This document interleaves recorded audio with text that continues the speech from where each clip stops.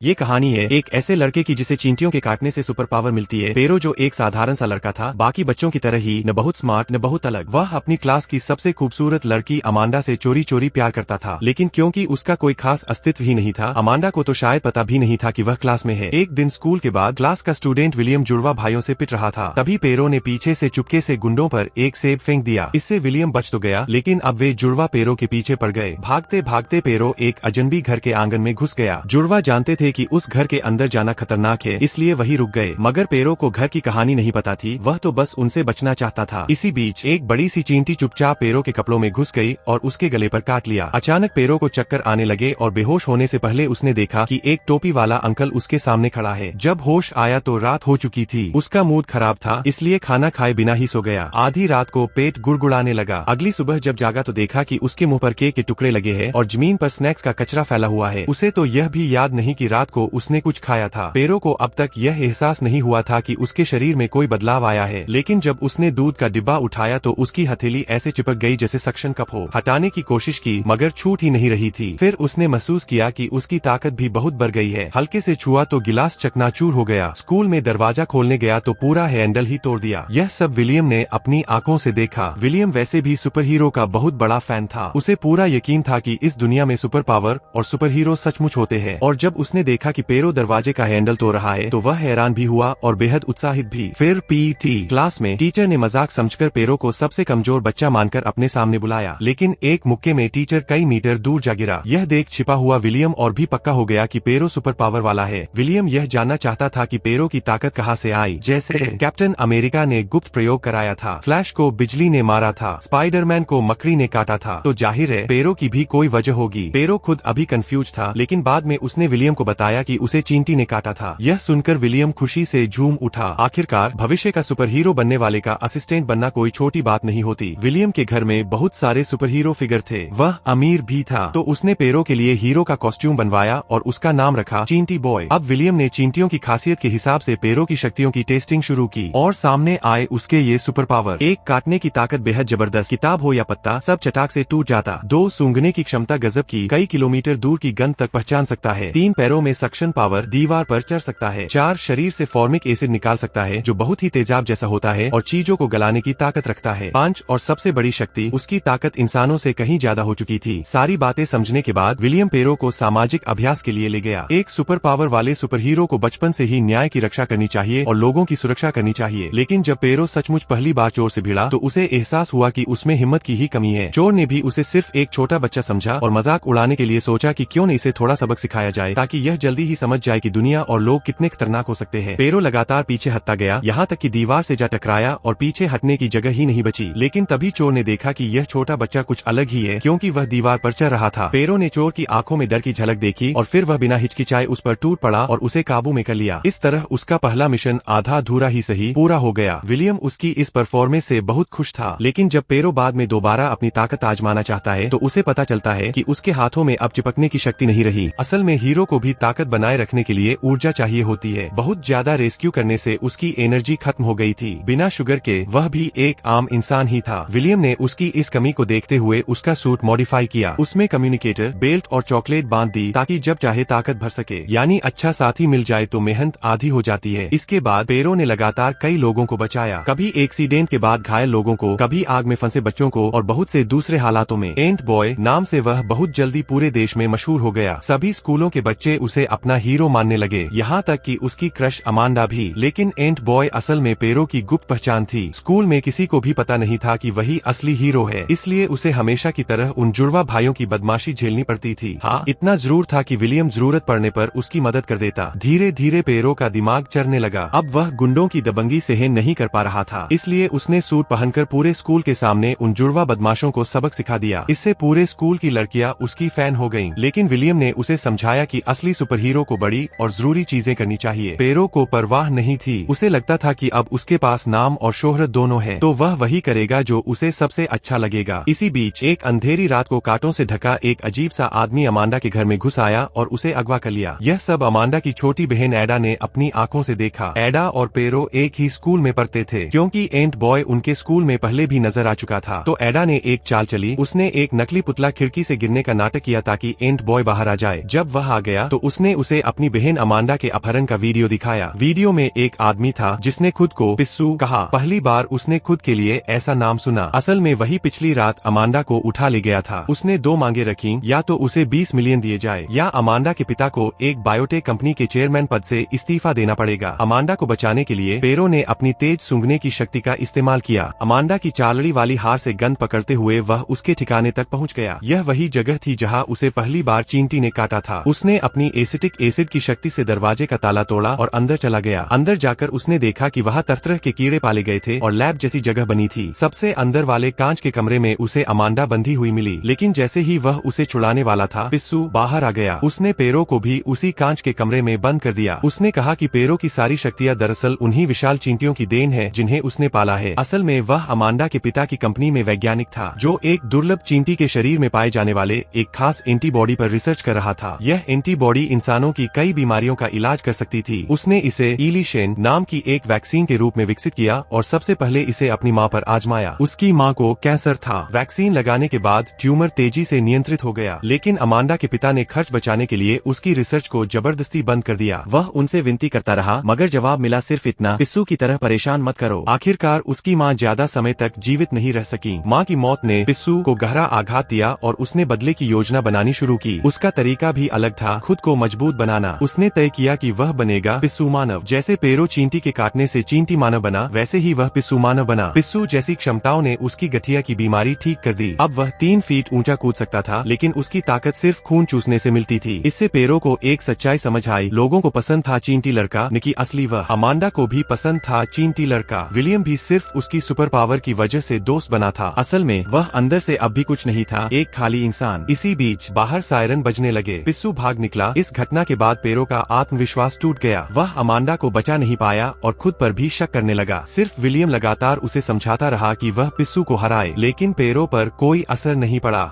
पिस्सू ने अपनी बदले की योजना जारी रखने के लिए पहले बाधा बने चींटी लड़के को खत्म करने का सोचा। इसलिए उसने पेरो के स्कूल पर हमला किया। उस समय पेरो की पहली प्रतिक्रिया थी भाग जाना। विलियम के पास कोई सुपर पावर नहीं थी, लेकिन उसके पास हीरो बनने का सपना था। जब वह पेरो को मना न सका तो खुद ही आगे बढ़ा। उसने चींटी लड़के का हेलमेट पहन लिया और पिस्सू का सामना करने निकला। उसका हथियार था इंसेक्ट स्प्रे। कमजोर लगने के बावजूद उसने सच में कदम उठाया और एक लड़की को बचा लिया। विलियम की इस हिम्मत से पेरो प्रभावित हुआ और वापस लौटा, लेकिन तब तक विलियम पिस्सू के चंगुल में फंस चुका था। उसकी बेल्ट में रखी चॉकलेट भी खत्म हो गई थी, जिसे वह ऊर्जा नहीं जुटा पा रहा था। सौभाग्य से स्कूल में वेंडिंग मशीन थी। पेरो ने एक बोतल कोला पी और तुरंत ताकत वापस पा ली। तभी पिस्सू बोला, चलो जगह बदल कर लड़ते हैं। पेरो साइकिल पर उसका पीछा करता हुआ सुनसान जंगल तक पहुंचा। वहां उसने बंधे हुए विलियम को आजाद कराया, मगर खुद पिस्सू की एक धक्का मारकर कई मीटर दूर जा गिरा। पिस्सू को विलियम जैसे बंधक की कोई परवाह नहीं थी। वह सीधे पेरो के पीछे आया। डर के मारे पेरो ने अपना मास्क उतार दिया। इस बार उसने तय किया कि अब वह अपने असली चेहरे के साथ लड़ेगा। इधर विलियम ने भी नियम कायदों की परवाह छोड़ दी। वह चुपके से पिस्सू की पीठ पर चढ़ा और उसकी ऊर्जा बेल्ट खींचकर निकाल दी। बिना बेल्ट के पिस्सू की ताकत गायब हो गई। उनकी सुपर पावर वाली लड़ाई सच कहूँ तो बड़ी ही बचकानी और अधूरी लगी। एक नजर डालोगे तो समझ जाओगे मैं क्या कह रहा हूँ। खैर आखिर में पेरो ने पिस्सू को हराया, खुद को साबित किया। पिस्सू गिरफ्तार हुआ। पेरो और विलियम फिर से जोड़ी बनाकर लोगों की रक्षा करने लगे। अब पेरो को फर्क नहीं पड़ता था कि लोग चींटी लड़के को पसंद करते हैं या उसके मास्क के पीछे वाले असली पेरो को, क्योंकि दुनिया को बचाने की तुलना में उसकी अपनी छोटी सी कुर्बानी कोई मायने नहीं रखती।